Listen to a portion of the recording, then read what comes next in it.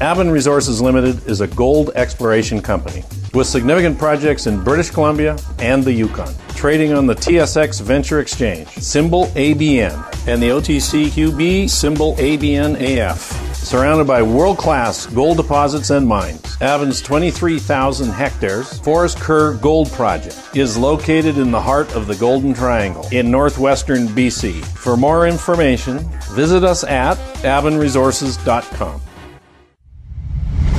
You're listening to HowStreet.com radio, available online at TalkDigitalNetwork.com. Welcome to HowStreet.com radio, the online source for market opinions. Here is Jim Goddard. My guest is Stewart Muir, Executive Director of the ResourceWorks Society. His website, resourceworks.com. You can find him on Twitter at SJMuir. Welcome back to the show, Stewart. Well, thank you, Jim. Lower Mainland mayors in British Columbia, that's what we call the greater Vancouver area, basically the Lower Mainland, but it stretches from Chilliwack out to Bowen Island. They're arguing, I guess, about sustainable development. Vancouver Council has the position, along with Elizabeth May, the former leader of the Green Party, that all fossil fuel, oil and gas development should be halted this very minute. I wonder, how do you replace the royalties and taxes paid to the government from that, and how do you replace those jobs instantly if that's the plan? Yeah, isn't that it? Well, recently there was a motion brought forward to the Metro Vancouver mayors. There's 21 municipalities and a couple of other government levels that are at that council. And it was brought forward by the City of Vancouver, which was asked recently to vote what they called a fossil fuel Non-Proliferation Treaty, which is just an idea popped up from some organizations that advocate for people not to use any gasoline or natural gas, things like that. Given that about 80% of the world's energy comes from coal and natural gas and gasoline and oil, it's a pretty tall order to say we shouldn't have that in our lives if we just, may do with the other 20%. At the same time, that said, everyone is aware, I think, that we are undergoing a transformation in the uses and availability of fuels and energy, because we have to, because of climate change. And that's happening, but it is an enormous mountain to climb. So recently, the City of Vancouver, I believe unanimously passed this idea that there should be an end to all new exploration and production of natural gas, of coal, of oil. And they thought at the City of Vancouver Council that it would be a good idea to end all of that. And that's an interesting idea in Vancouver because it is a global center of mining capital, mining technology, mining innovation, and it's where the future of how we use energy will come from, along with other places that are strong in mining, like Australia is very strong, Germany, a few countries, but it's an area that Canada excels at. And here we have a proposal from the City of Vancouver to stop all new exploration for these things. It's more than just a surprising idea. It's one that caused quite a number of mayors around the table of Metro Vancouver, which is not just the City of Vancouver, to say, well, let's talk about this. It was pointed out that BC has a very significant mining industry in coal production. Metallurgical steelmaking coal is the kind of coal that we produce in BC. And that's absolutely essential for a whole bunch of the things that people want to do more of. More wind turbines, for example. Well, what do you need to make a wind turbine? You need a lot of steel. Where do you get the steel from? Well, you have to make it with coal today. And a lot of people will put up their hands at this point and say, well, we should have steel made without the use of coal. Well, that's all very well to say, but the technology for it is not there at the level it's needed. And that could change over time. Well, Stuart, one of the things is it's not just the heat generated by the coal, but you need carbon to make steel. And so that coal also provides the carbon that goes into the steel itself.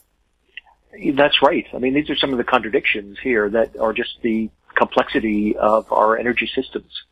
And, what would it mean if we didn't have coal to make steel? Well, you wouldn't be able to have that strong steel that comes through these industrial processes. But you would also, in BC's case, you'd be looking at tens of thousands of people who work in mines and mining and support that whole value chain. I mean, it's transportation, technological services. If you look around the glass towers of downtown Vancouver, you'll see a lot of people who work in the legal and financial and all the administrative side of these businesses. It's a huge part of the economy in the city of Vancouver, the very city that wants to drive those people out of work. So it's interesting. It's almost a disconnect between the reality that everyday people live and the little bubble of some folks in government. But Metro Vancouver, as I've said, is a bigger place than just the city of Vancouver. Vancouver is about 500,000 people. As the city, the Metro Vancouver area is 2.5 million.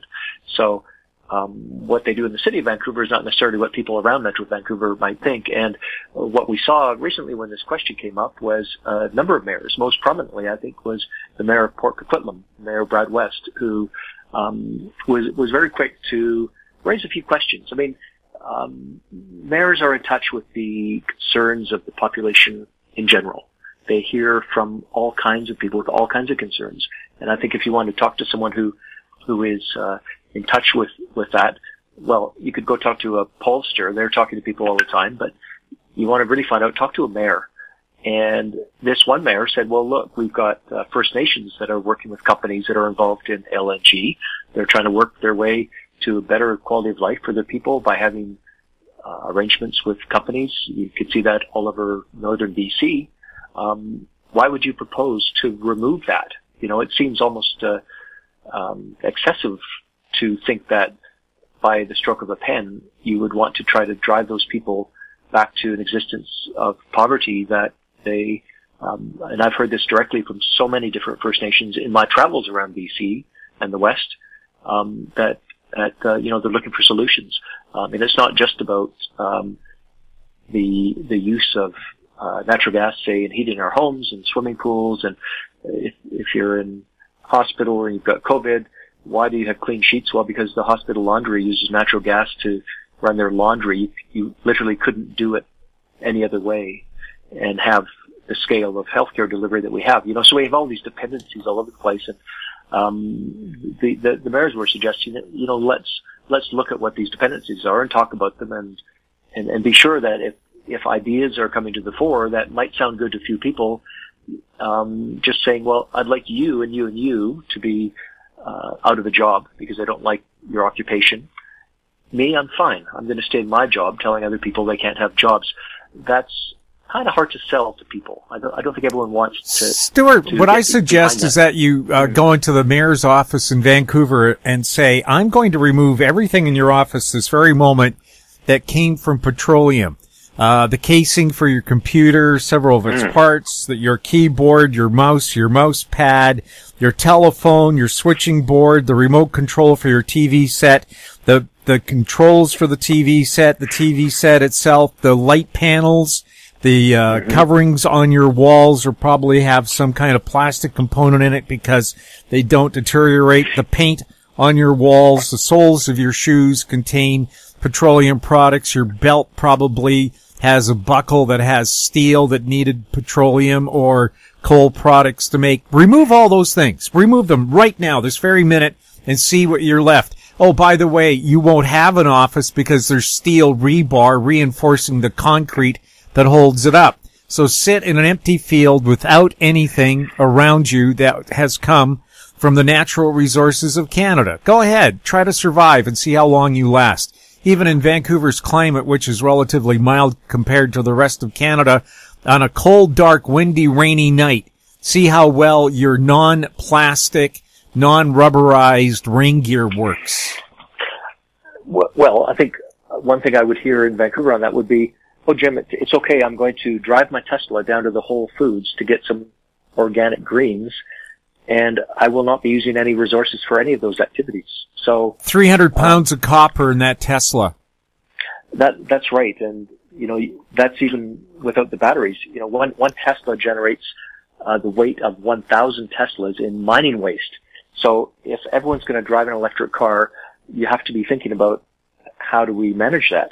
It's a massive problem. It certainly, and I don't say that because I think we shouldn't have Teslas or other electric cars. I think we should have them, but we have to be cognizant of the real physical demands of living the way we do. I know that there are movements out there saying, okay, well, the solution to that is just go live in a hut somewhere.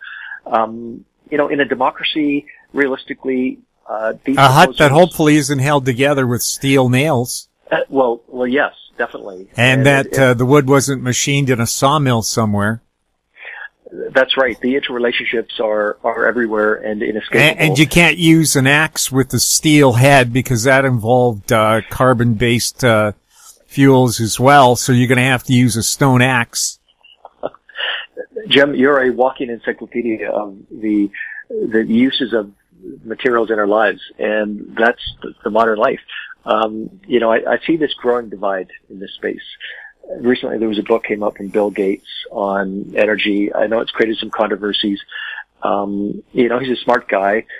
He's the founder of Microsoft, as everyone knows, and that means he's a computer geek. And the first thing, as a bit of a computer geek myself, at least at one time at university where I studied computer science, the very first thing the professor said on my first day at class was, here's how we create computer programs. We take a big problem.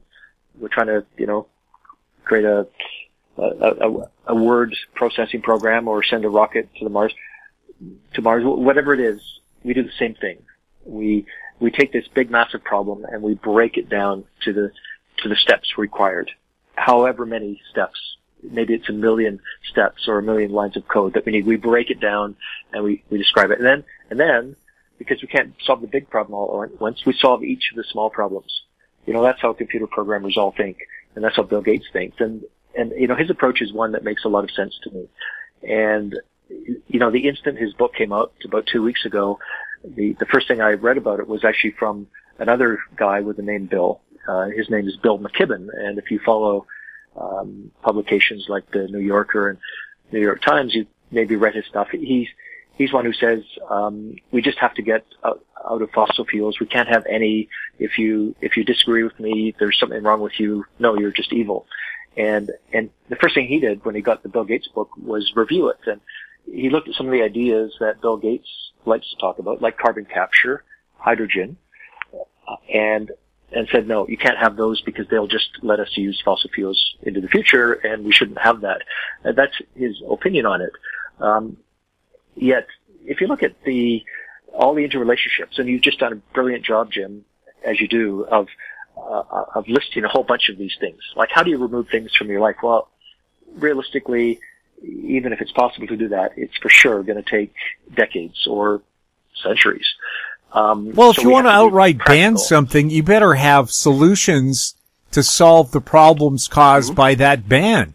I mean, it's easy to say, let's not have that particular thing or problem.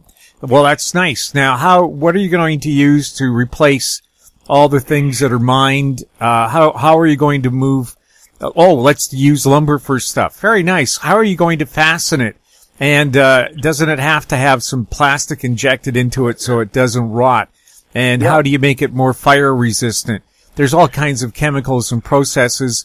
And frankly, we're using nanotechnology, so you're right down to the molecular level.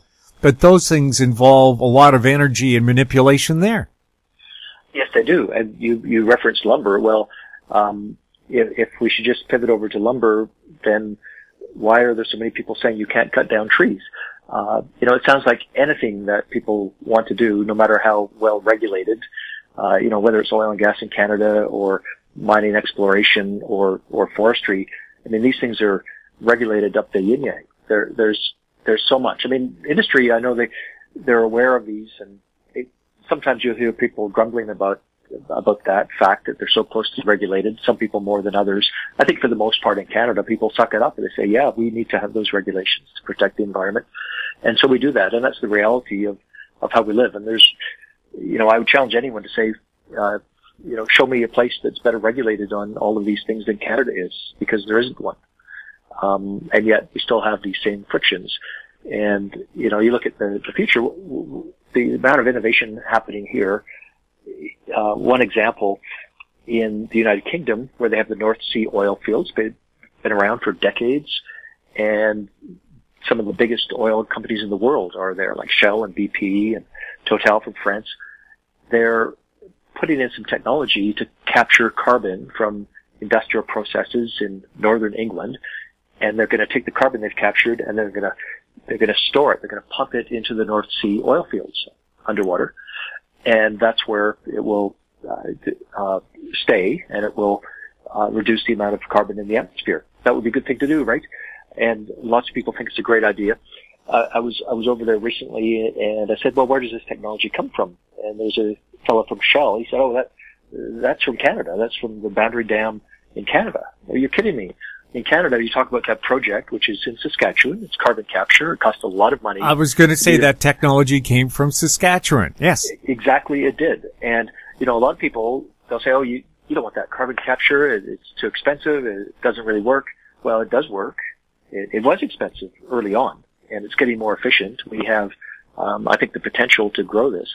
But there you go. I read a big spread in the New York Times a couple of days ago about it's called the Teesside Project in northeast England, and it's been going for a number of years, and it's really taken off now thanks to Canadian technology.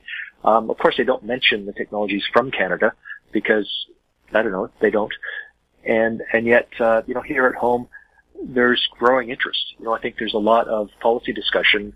How do we increase that? Because if we can get that right, it means that we are going to be able to have all those, you mentioned all the coatings and uses of material and also the fuels from oil and gas.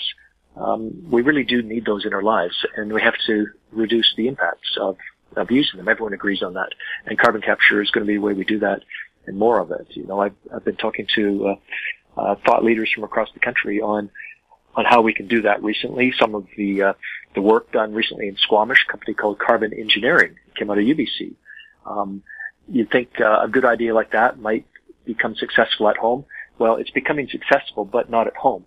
In Texas, they're doing $1 billion scale up of technology, came out of a lab at UBC that was field tested in Squamish, and now it's going abroad, which I think is great for all the people involved in it. But I do think it's a bit of a tragedy that we have this frequent occurrence of brilliant ideas that come out of our university laboratories and industrial labs in Canada that to find the confidence and capital to grow, have to go out of the country, whether it's to the Teesside in the UK or Texas. I think we need more confidence as Canadians that, hey, we can do this. We can be the ones to attract the capital, to make the investments, to make the world a better, greener place over the long term by dealing with the real problems that exist. We'll have more with Stewart Muir right after this. Engineer Gold Mines is focused on the exploration and development of the historic high-grade Engineer Gold Mine situated 32 kilometers southwest of Atlin, British Columbia. Engineer Gold Mines is fully permitted for surface and underground exploration with the drill program now underway. Engineer Gold Mines Limited trades on the TSX Venture Exchange, symbol EAU. For more information, please visit us at engineergoldmines.com.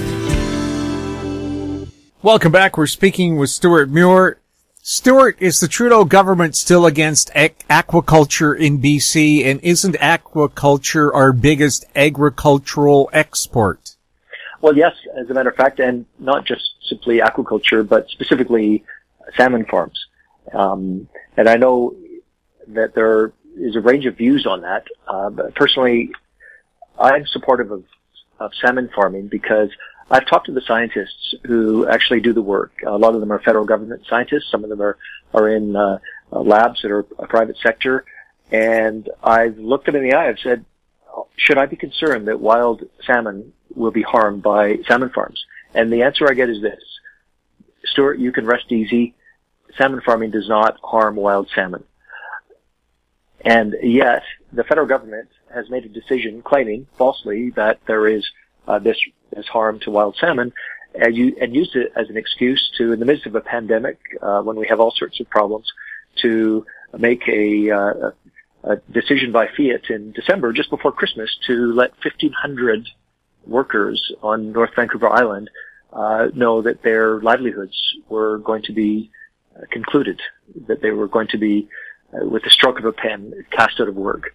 And within weeks since that time, where we are now, the salmon farmers have begun to cull juvenile salmon because it takes time to grow a salmon. I mean, these are big fish, and you don't just, they don't suddenly just pop out of the net, ready to jump onto the table. They have to be grown.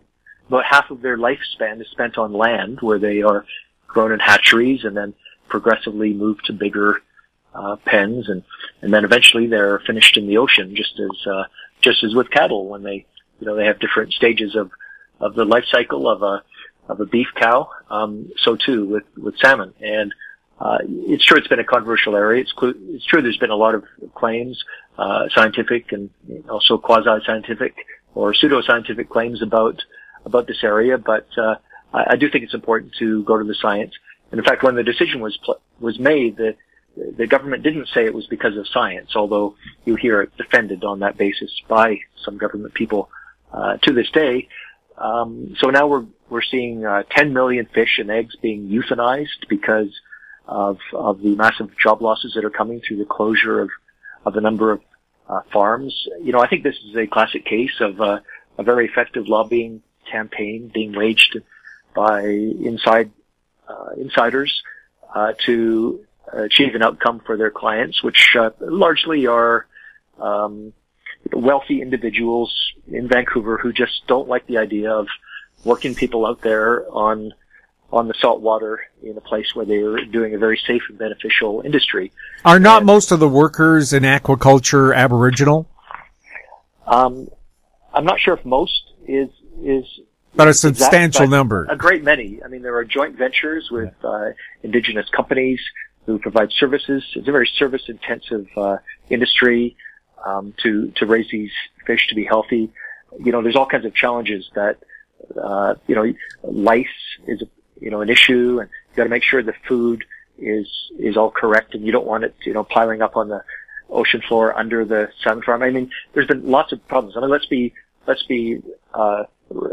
upfront about the issues. There's been lots of issues, and I think unfortunately a lot of the public impression is based on how things were 20 years ago, before the regulatory environment changed for the better, before the science and practices improved. Now it's an extremely effectively regulated and safe industry in ways that it perhaps wasn't generally in the past. And now, after all of that work in getting to this point where the scientists of the federal government advise the federal government that, this is safe, they're saying, you know what, there's some public pressures and we hate that griping, so yeah, let's get rid of these jobs. And that's what they're doing. So it's probably one of the most insensitive and irrational government decisions that I can think of in a very, very long career of covering public policy. Stewart, what happens when an Atlantic farm salmon escapes into the Pacific? Well, there was a group of recreational fishers many, many years ago, I think it was the 1930s, who asked that very question. And they hoped the answer would be that you could implant the Atlantic salmon into Pacific rivers, and they would establish a life cycle, and then they could be fished for fun and sport in those rivers or in the ocean. And so they tried that. It was actually deliberately tried to create an Atlantic salmon run on a Pacific Coast river. What happened? They set the fish out. They created circumstances for this, and the fish died. They just died. They didn't create a new generation. They didn't spawn. They didn't intermingle with other salmon. They just died. And that's I can't explain the science. I've looked for a scientific explanation of why that is, but it is what it is. And we also know that when you hear about this, well, what about salmon escapes? What if that net breaks in a storm and salmon escape? Well, that would be bad for business. A mature salmon is worth about the value of a barrel of oil. I mean, these are valuable fish because they're sought after, because they taste good, and chefs want to serve them to their customers in high-end restaurants in New York City. That's why they're so valuable. And why would you run a business where you would lose your product.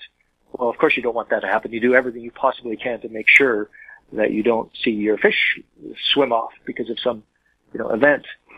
But there have been events like that. In BC, there's it's extremely rare. I think there were like 2 fish. I think last time I saw the figures for 2019, 2 fish.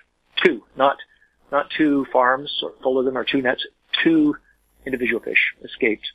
What happens when they escape? Well, as we know, Atlantic salmon won't go and propagate.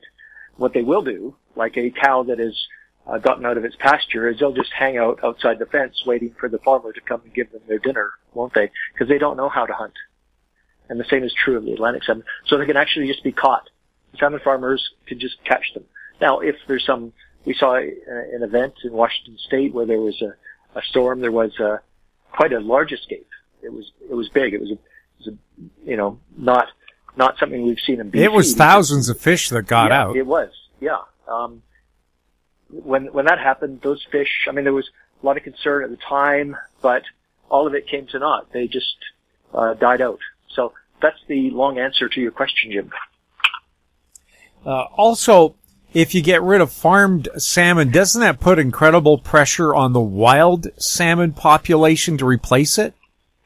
Yeah, if you, I know that there are some people who don't like salmon farms who kind of wag their finger and say, you people must really hate wild salmon. It's actually the other way around. It's commercial salmon interests who have been funding a lot of the opposition to salmon farmers because they're competition, because they fetch a very good price and they're desired in the marketplace. If you went into a restaurant and said, what is this farm steak nonsense? I want a wild steak.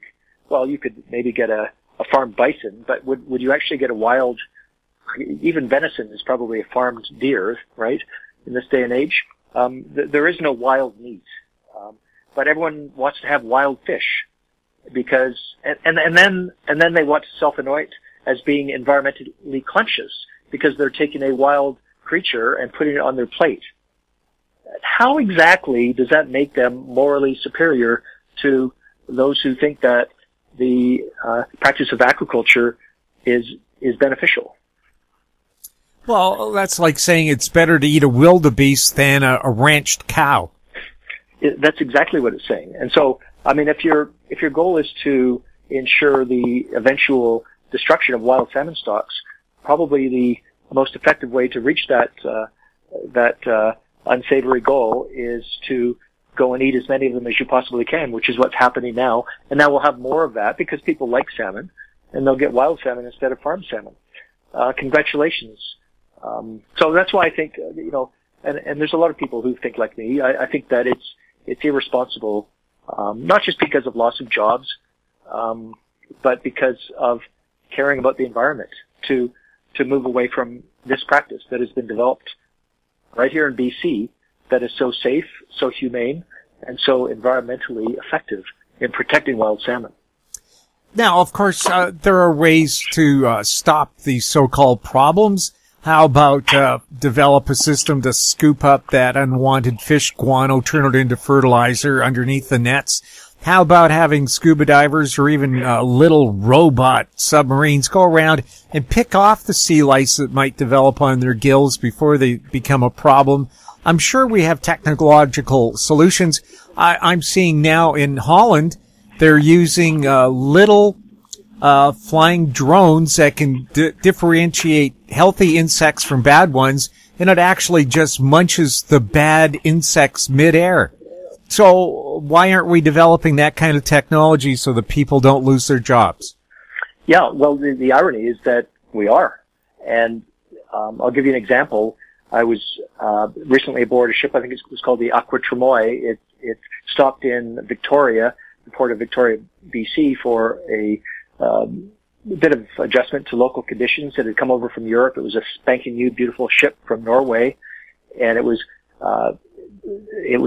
designed and built for the singular task of scooping up scooping up farm salmon and putting them through a safe heat process while they're still alive to cause those lice to drop off, because the lice don't like it when it gets to a certain temperature that the salmon are okay with. There's a fine balance to this. Salmon are very sensitive, but so are lice. So you just get a little bit elevated temperature, and those lice drop off, and you remove them, and then you put the healthy salmon with no lice back. So you could just herd the salmon through a warm water wash. The lice come off, and the salmon are healthy. Yeah, and anyone who's like fished, sheep dip, or the way you put cattle through the same process to get rid of parasites. It's similar, and you could do that to all the farm salmon, but it wouldn't make any difference to the wild salmon, because when the salmon come in from the ocean, they have lice all over them. And I could show you pictures from my fishing trips in Haida Gwaii, where there's a salmon on my boat. That Haida Gwaii, there's no salmon farm for hundreds and hundreds of miles, all in the south. There's no salmon farms in the north coast of BC, none, zero. And these salmon have come in from the ocean. They finished their peregrinations around the sea, and now it's time to come back as the siren call of the home river is telling them it's time to come home. And so they do, and they swim back past Haida Gwaii. I drop my hook in the water, and he's on my line. What have I got? I've got a beautiful salmon, but it's got lice all over its belly. Well, it didn't get that from a salmon farm. How could it have? It's been at sea for years. So there's a lot of mythology about this, and lice will occur.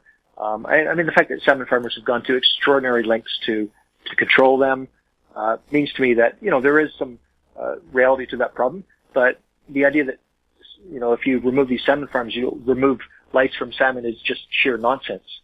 And of course, the politicians making these decisions, live in Ottawa, work in Ottawa, where of course they have the amazing Chinook salmon runs on the Rideau Canal. Yeah, and they're basing their decisions on, look, we've got a new poll from Toronto. People in Cabbagetown don't like salmon farming, so on the basis of pseudoscience, we're going to have to eliminate those 1,500 jobs. It's almost Christmas. This is the perfect time to let those families know that they're going to lose their homes. Who wants that job? I'll take it. Fisheries minister goes out and breaks the news to them literally a few days before Christmas. That's the world we live in these days, Jim. There's just a decline in compassion, a lack of recognition of the use of science in determining what is going to allow us to have the lightest impact on the environment. And I think it's really tragic that there is this level of callousness towards people who are really doing their best and succeeding. We'll have more with Stewart Muir right after this. Media recognition from Bloomberg, Reuters, recycling trade publications, patented process for 100% recovery of critical metals, including cobalt, lithium, nickel, manganese, aluminum. American Manganese is focused on recycling lithium-ion batteries for electric vehicles. American Manganese trades on the TSX Venture, AMY, the US, AMYZF, and Frankfurt 2AM. For more information, visit AmericanManganeseInc.com or phone me, Larry Ray, at 778-574-4444. Don't miss out. Stay informed. Receive the HowStreet.com weekly recap with thought-provoking podcasts, radio, and articles delivered to your inbox. Sign up for the HowStreet.com weekly recap on our homepage at HowStreet.com. Welcome back. We're speaking with Stewart Muir. Stewart, March 17th and 18th, it's the Indigenous Sustainable Investment Conference. Can you tell us about it? Yes, that's right. It's the first of a couple of important conferences in economic reconciliation. The one that's happening next week is being put on by the First Nations Major Projects Coalition.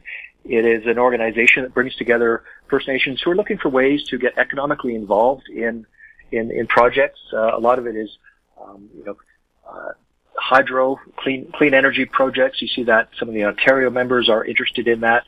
There's all kinds of ways that Indigenous groups, First Nations, are able to access the parts of the economy that create the greatest economic benefit towards reconciliation. It's a bit of a problem. You think about it. If a First Nation is located in a rural area, people aren't going to hop on the SkyTrain and go to their jobs as accountants in a tower downtown, are they? They're in the back and beyond somewhere and appreciating the culture and the territory where they are, but they still want to have jobs and employment and access to revenues. And so a lot of what they're talking about at this conference, and I've attended it in past years, is around that. So how do you ensure that you've got a successful marriage of interests so that the benefits, the environmental protection that's needed, is there? How can people take part? People can take part if you go to the FNMPC, First Nations Major Projects Coalition website. You can sign up. I think you can still get tickets, and it's quite exciting. I'll be taking part. They're going to have a former governor of the Bank of Canada as a speaker. They have a lot of really successful Indigenous entrepreneurs who will be speaking. And, for anyone who's interested in, what does the future look like when it comes to being able to successfully attract capital to Canada? Big problem right now. This will, I think, help to bring understanding. Stewart, thank you so much for chatting with us. You're most welcome. Will details on how people can take part in that conference be on your website? Yes, they will. Resourceworks.com. And his Twitter handle for Stewart, @SJMuir. Stewart, thank you so much for being on the show. Thank you, Jim. My guest has been Stewart Muir, Executive Director of the ResourceWorks Society. If you have any questions for Stewart, of course, you can go to his website, resourceworks.com, or you can send it to us at info@housestreet.com. Our YouTube channel is Talk Digital Network. Find us on Twitter @HouseStreet. We're also on Facebook. I'm Jim Goddard. Thank you for listening. Comments made on HowStreet.com radio are an expression of opinion only and should not be construed in any matter whatsoever as recommendations to buy or sell any financial instrument at any time. Available online at TalkDigitalNetwork.com. HowStreet.com radio is a production of HowStreet Media Incorporated.